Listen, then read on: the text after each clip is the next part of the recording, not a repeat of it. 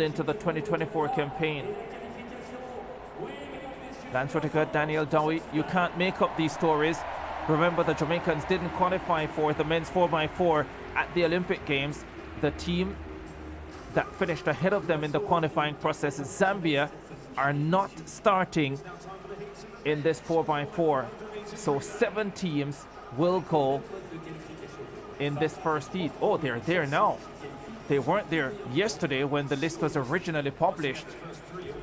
Interesting. Yeah, they are there. They have an inside lane in lane 2. There's Trinidad and Tobago. Rennie Kwao turns 37 years old later this month. Jareem Richards, Jaden Marchand, and Shakeem McKay representing TNT. Great Britain in lane 8. Reardon, Hudson Smith, Toby Harris, and Charles Dobson. The Japanese will be represented by Nakajima, Kawabata, Sato. 2 Satos.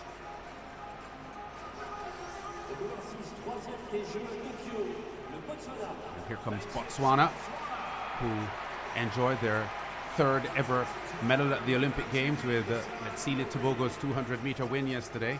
Their first gold medal, Botswana.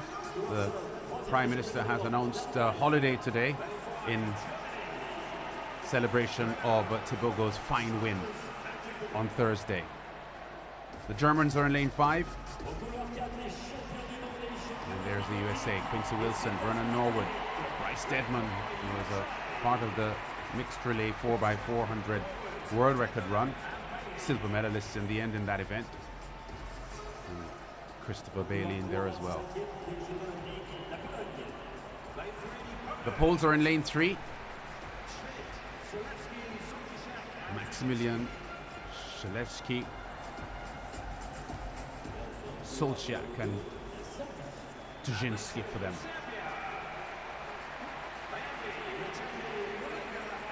Niambi Luchembe Mulenge and Samukonga representing Zambia.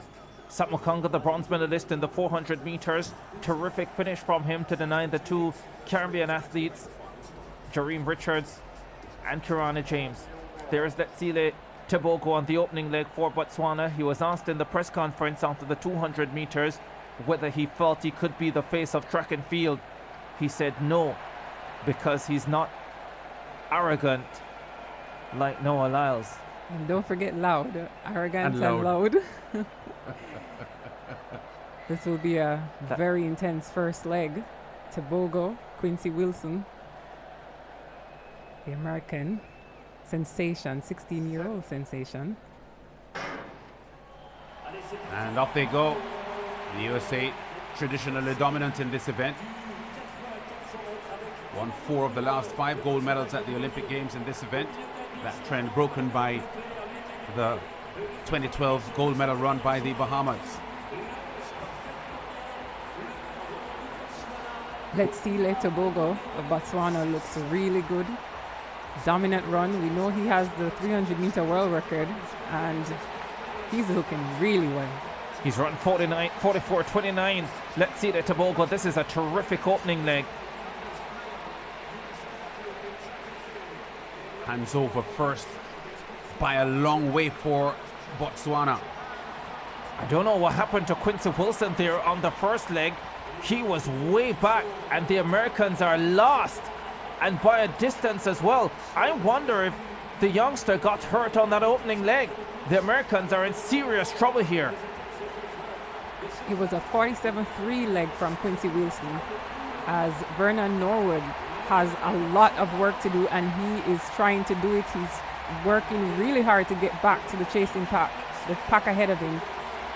Yeah, they have so much quality, the USA, that you have to think that they're not out of it. But Norwood is doing a tremendous job here in recovering the deficit from that astonishingly bad Quincy Wilson first leg. Trinidad and Tobago also in serious trouble. It was a 43-6 effort from Norwood to get the USA back in contention. They're in 4th now. Unbelievable. Well, they're that good, to be honest. Botswana still out front. Britain putting the chase on. Japan also in third. And for the USA, they're in fourth. Trinidad and Tobago way off a qualifying spot at the moment. The handover for Botswana, very, very solid. And they have a big lead here over Britain, Japan, and the USA in fourth. And you'd favor the USA to get through from this position. But the Botswanans have delivered an amazing first round performance. Of the 3 Olympic medals that Botswana have achieved in Olympic history, a men's 4x4 relay Tokyo 2020 bronze is among them. So not unfamiliar Botswana doing well here in the 4x4. And here's the USA securing their automatic qualifying spot, 2:57.76. Bailey with a strong effort from the USA, confirming that they make it after a bit of a scare in the first leg with Wilson. Yeah, not surprised at how good the Botswanans were there. 44-4 on the opening leg by Lugengo Scotch. He was terrific. Then Kevin Achipi, 44-3 on the second leg. Anthony Pesela, 44-7. Well, Tobago was 44-4, sorry, on the opening leg for the Botswanans. And from there, no one could get close to them. Yes, Botswana, as expected, they too, like the USA, had a lot of depth in the 400, and they showed that they are in contention for a medal here. Americans put in trouble on the first leg with the 16-year-old Quincy Wilson, but impressive runs here from Vernon Norwood with that 43-6 split, and anchor leg Christopher Bailey, 44-05. It was actually a great run from the other 3 athletes to bring the USA back into automatic qualifying spot. That was brilliant. There was a lot of debate whether the 16-year-old should run. They wanted to see him on the mixed relay. He was told he's not experienced enough to be on the mixed 4x4 relay, and then it was announced that he would run on the 4x4, putting him on the first leg. I think was a decision just in case he didn't perform, that they would have to do the work on the back end, and that's exactly what happened. The USA was prepared for this, and it made for an exciting first section of the men's 4x4. Yeah, the only hint or indication of a Wilson injury was a grimace on the face there, but I didn't notice any limping or ungainly form from him. So I'm not too sure what happened there, but something obviously went wrong with Wilson on the first leg for the USA. Yeah, pretty disappointing, and maybe a little bit surprising as well when you consider the trajectory of his season. He ran 44.20.